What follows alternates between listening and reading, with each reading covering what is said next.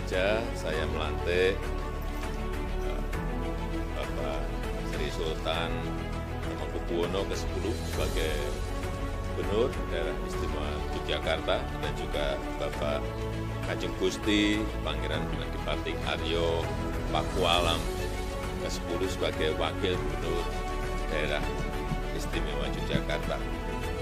Pelantikan ini mengacu pada Undang-Undang Nomor 13 Tahun 2012 tentang Keistimewaan Daerah Istimewa Yogyakarta (DIY). Dan saya mengharapkan setelah pelantikan ini Bapak Gubernur dan Wakil Gubernur DIY dapat segera bisa bekerja kembali. Yang paling penting, saya tadi titip kepada beliau untuk urusan yang berkaitan dengan harga pangan dan inflasi supaya menjadikan fokus perhatian. Saya rasa itu.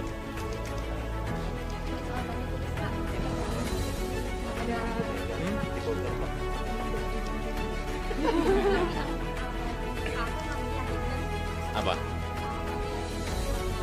Ya saya bertemu dengan ketua-ketua partai, utamanya dalam rangka menjaga stabilitas politik karena situasi ekonomi global yang tidak jelas, yang tidak pasti, yang sulit ditebak, sulit diprediksi, sulit dihitung, sulit dikalkulasi.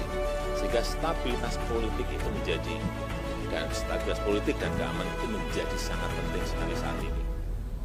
Jangan sampai kita menjelang pemilu, pada ada persoalan besar dalam ekonomi global, terganggu ekonomi kita, itu yang enggak kita kehendaki. Ya, sehingga saya intens berbicara dengan ketua partai untuk itu. Termasuk juga untuk 2024, saya kita enggak boleh tutup itu. Ya. Pertemuan kemarin untuk mendukung Bu Mega meminta Bapak pembukuan.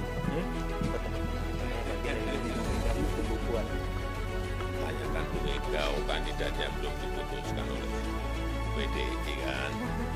Ya. Yang pertama saya ucapkan terima kasih kepada beliau Pak Presiden dan juga Ibu Megawati yang sudah beri kepercayaan pada saya di LKPP ini.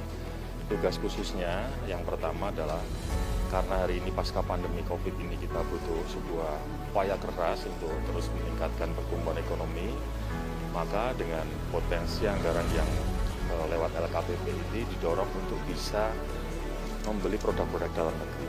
Maka turunannya ada turunan untuk e-katalog, kemudian pembuatan P3DN di pemerintah daerah untuk mempercepat proses perizinan maupun supportingnya, atau bahkan yang hari ini juga sedang gencar-gencarnya adalah upaya-upaya yang dilakukan oleh pemerintah pusat, provinsi maupun daerah untuk menggerakkan fasilitas-fasilitas UMKM. Nanti kita akan berkolaborasi KPP, Dinkop, tentu saja di bawah Kemenko Marifest. Yang tidak kalah penting juga tadi beliau menyampaikan upaya untuk sebuah RUU pengadaan barang dan jasa yang akan ditargetkan sebelum 2024 sudah harus disahkan. Itu rencana ke depan dan kami terus akan melakukan konsolidasi.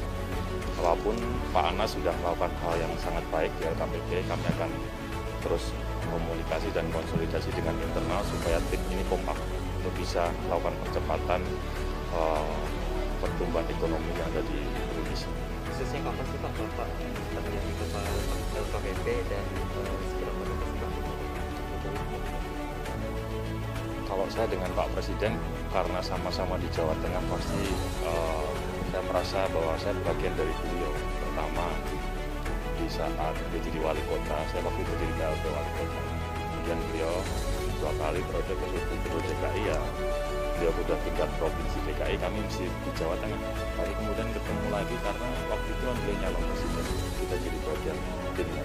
Jadi insya Allah dia nggak ngerti banyak tentang beliau, tapi saya ada pemahaman karakter beliau yang tidak terlalu banyak dalam perkenalan beliau, tapi insya Allah kami profesional.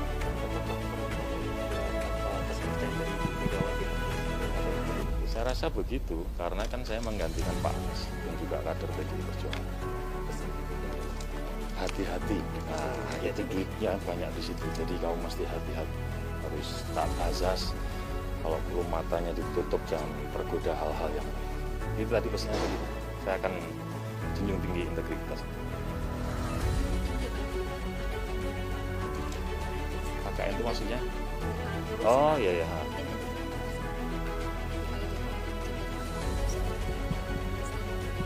Ya makanya regulasi ini kita harus lihat sampai sejauh mana itu bisa membatasi potensi-potensi KKN.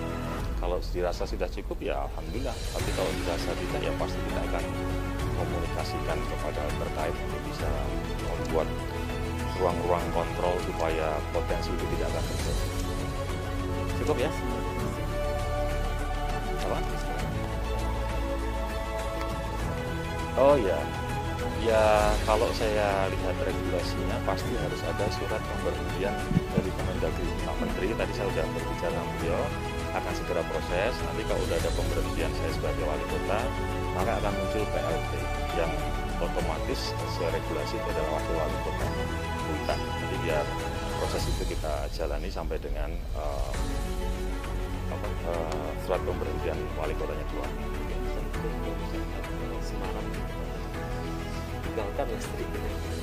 Ya kita udah bareng-bareng dari tahun 2010 sampai sekarang. Saya berterima kasih pada semua sedulur-sedulur Semarang yang sudah bergerak bersama, kerja keras. Kemudian dari hasil semua kerja ini, ya alhamdulillah hari ini saya diberi amanah oleh Pak Presiden. Jadi tetap semangat untuk kota Semarang kita. Ya nanti tanya Pak Mendagri, bukan wilayah. Ya. Oh ya enggak ada hubungannya, enggak ada tanggapan dan kita enggak pernah diskusi tentang itu. Diskusi kita untuk memajukan ekonomi yang ada di bangsa.